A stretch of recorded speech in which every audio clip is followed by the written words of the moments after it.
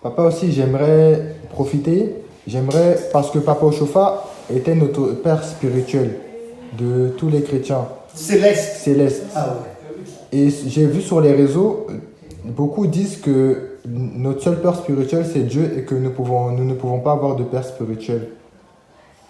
Je comprends pas. Oui, tu sais, les gens comprennent, il ne faut pas les condamner, moi aussi je ne les condamne point, mais il faut comprendre comment ces gens-là comprennent la parole de Dieu et qui les a formés. Ça dépend de la personne. Quand nous prenons l'exemple de Paul, par exemple, il faut voir avec quelle autorité et assurance il parle quand il s'agit des Saintes Écritures. Et il a parlé de Gamaliel, son maître. Et quand on retourne dans Actes 5, jusqu'au verset 35, 36, 35, 37, 38, on a vu comment Gamaliel est venu. Lorsqu'on a arrêté Pierre et les autres là, Gamaliel a demandé au Sanhédrin de les sortir. Et il a pris la parole. Il a dit, vous vous rappelez ce monsieur-là qui se prenait pour quelqu'un ici? Il est allé dans le désert, il est mort avec des centaines de personnes, l'autre a fait ceci. Maintenant, s'agissant des apôtres, il dit, laissez ces gens-là partir. Si ce qu'ils disent vient de Dieu, vous ne pourrez rien contre. Mais si ça ne vient pas de Dieu, ça ne marchera pas. Et il lui a dit, ne courez pas le risque d'avoir combattu contre Dieu. Et c'est suite à cela qu'ils ont matraqué les apôtres là, et puis les ont fait partir. Les apôtres étaient contents d'avoir été frappés à cause de la parole. Donc, ceux qui disent ça, c'est vrai, nous avons un seul Dieu, un créateur, c'est le Père Jéhovah, créateur de l'univers visible et invisible. Et le psaume 115, verset 3 dit de lui, notre Dieu au ciel, et il fait tout ce qu'il veut. Il dit, non pas à nous, Seigneur, mais à ton nom, donne gloire. Non pas à nous, mais à ton nom, donne gloire. Pourquoi les nations diraient-elles, où donc est notre Dieu? Et nous, on leur répondrait par la grâce. On leur répondra avec certitude, notre Dieu est au ciel et il fait tout ce qu'il veut. Ensuite, nous avons le Fils, Jésus-Christ.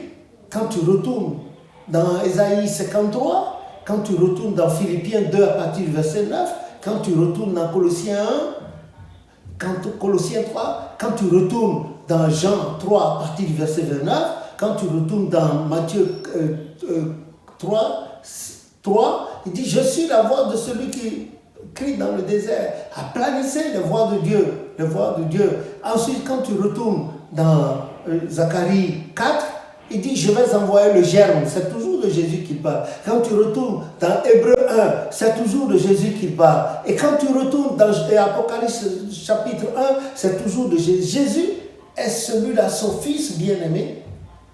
Matthieu 3, 35, 36, 34, 35. C'est Jésus-là que Dieu a tant aimé, et puis Jean 3, 16, à qui il a remis tous les pouvoirs. C'est Jésus qui a fait la purification des péchés. C'est lui qui est assis sur le trône, à lui qui l'a remis. C'est lui. Et ensuite, il y a le Saint-Esprit qui procède du Fils. Quand tu vas dans le psaume 2, le Saint-Esprit procède du Fils. Et il a dit, je ne vous laisserai pas orphelins à ses apôtres. Dans Jean, il a dit, je vous enverrai le Consolateur. Quand le Consolateur sera venu, il vous rappellera les choses passées. Il prendra une partie de moi qu'il glorifiera. Il vous rappellera les choses passées et vous enseignera les choses à venir. Donc, nous sommes à l'ère du Saint-Esprit. Il y a le Père, Jéhovah, le Fils, Jésus-Christ, qui a accepté de mourir sur la croix pour nos péchés. Ensuite, il y a le Saint-Esprit qui s'est manifesté de façon visible le jour de la Pentecôte, Actes des Apôtres 2, à partir du verset 17, il s'est manifesté. Voilà. Donc, le Saint-Esprit, on ne le voit pas, mais il se manifeste pour la gloire de Dieu. Il se manifeste. C'est pour ça que dans Ésaïe, j'ai oublié le chapitre, il dit, mon esprit qui repose sur toi, en toi, comme ma parole que j'ai mise dans ta bouche, ne se retireront pas de ma bouche, ni de la bouche de mes enfants, ni de la bouche des enfants de mes enfants. Cela est valable à tout le monde. Maintenant, le Saint-Esprit est là, mais il y a quelqu'un de plus éclairé que toi toi qui recherches Dieu, l'Éternel envoie sur ton chemin quelqu'un qui a la crainte de Dieu, la soumission à Dieu, et qui a une dose de sagesse de Dieu sur lui, la connaissance de Dieu en lui. Et c'est celui-là que tu en fais ton guide. Et c'est lui qui te parle comme Saint Paul a eu Gamaliel comme maître. Nous aussi, nous l'avons comme maître. Celui-là ne va pas te conduire. Il ne va pas te conduire. Et celui-là, il est représentatif de l'ange que Dieu a mis devant toi pour te conduire vers le lieu qu'il a préparé pour toi. Exode 23, 20, c'est cela. Donc, tu sais, tu ne peux pas convaincre tout le monde. Soit rassure-toi de ce que tu fais.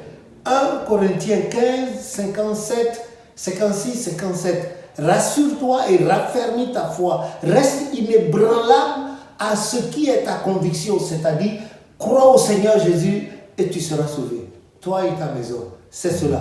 Crois au Seigneur Jésus et tu seras sauvé. Reste ferme là-dessus. Reste inébranlable. Que rien d'extérieur à ça ne vienne te perturber. C'est tout. Voilà. Et moi, je n'entre pas dans des débats débiles pour débiles. Les gens disent, oh, c'est faux. Non, non. Chacun est libre de réfléchir à sa manière à propos du Christ. Et le Saint-Esprit se manifeste à qui il veut, de la manière dont il veut. Rappelez-vous que Jean, en parlant du Christ dans Jean 3, 29, il disait que le Christ est celui qui est venu d'en haut, qui nous dit, qui nous rapporte ce qu'il a vu son Père faire et dire. Et que son témoignage est clair, il ne ment pas. Et on ne peut pas comparer celui qui est venu de la terre à celui qui est venu du ciel. Voilà. Et que celui qui est venu du ciel a reçu l'Esprit de Dieu sans mesure. Or, aux hommes, Dieu a dit dans Genèse 6, à partir du verset 3, il a dit « Mon esprit n'habitera pas toujours dans l'homme ». Donc, ça veut dire que le Saint-Esprit est là. Quand tu agis bien pour le Saint-Esprit, il se manifeste, il est en toi, et tu le veilles, tu viens à la lumière. Mais quand, à cause de tes origines, il a dit toujours dans Genèse 6, là, que le cœur de l'homme, parce que le cœur de l'homme est toujours tourné vers le mal. L'homme médite le mal jour et nuit. Et ceux qui se disent de Dieu, c'est ceux-là là, qui font l'effort de ne plus faire du mal. Et Dieu accepte cela et à travers son esprit les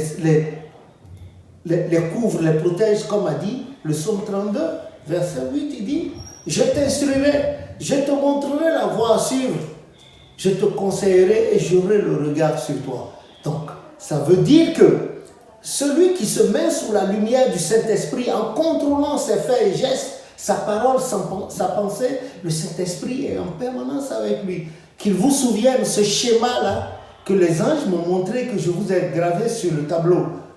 Je vous ai montré la ligne de la vie, l'avant et l'après, le moment où les êtres viennent sur la terre, leur itinéraire, la lumière de Dieu, et puis ces petites lumières attirantes qui sont des trucs que les forces du mal ont placés sur le chemin. Si vous y attardez, eh bien vous perdez la vie. Voilà, c'est cela. Donc il ne faut pas tenir compte. Ce que toi tu sais que tu as un Dieu qui ne ment pas. Et tu fais tout pour ne pas mentir à ce Dieu, pour qu'il demeure, son esprit demeure en toi. Voilà, c'est cela. C'est ce que je puis dire. Amen, papa. Que le nom de l'Éternel soit béni. Amen.